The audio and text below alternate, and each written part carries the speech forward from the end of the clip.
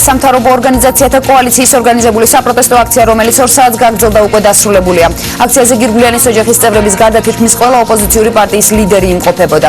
აქციის მონაწილეები მთავრობის გადადგომას ითხოვენ და აცხადებენ, რომ ხელისუფლებამ საზოგადოების წინაშე ჩადენილ დანაშაულებებზე უნდა აგოს პასუხი და ყველა დამნაშავე უნდა დაისაჯოს.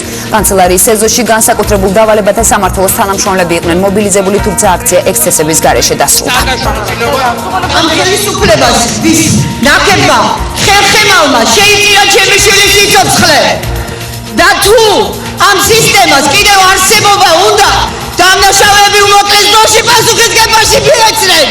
ვანომერებიშვილის მოთხოვნა ეს არის მთელი მთავრობის გადადგომის მოთხოვნა და ჩვენ მოვიწოთ გადადგეს კვლელი მათ თუ არა და ხალხის უფლებების შემლახველი მთავრობა. ეს მოთხოვნა არის საბოლოო და ეს მოთხოვნა არ შეიძლება აი როგორც თევზი თავიდან ფუჭდება სათავიდან იმ კაბინეტიდან, სადაც პრეზიდენტად წოდებული სააკაშვილი იმყოფება და მე რჩება სხვა სტრუქტურებში. მე მითხრეს, რომ ცოტა ხნის წინ კანცელარიაში მოვიდა ვანო მერაბიშვილი და გიგი უგულავა.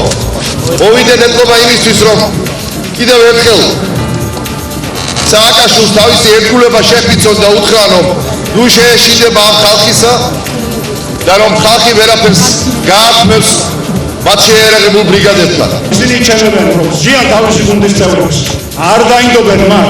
ამავე დროს რაოდენობა დამნაშავეთა ამ გუნდის წევრებიდან და რანგი დამნაშავეებისა თანამდებობები იზრდება და იზრდება.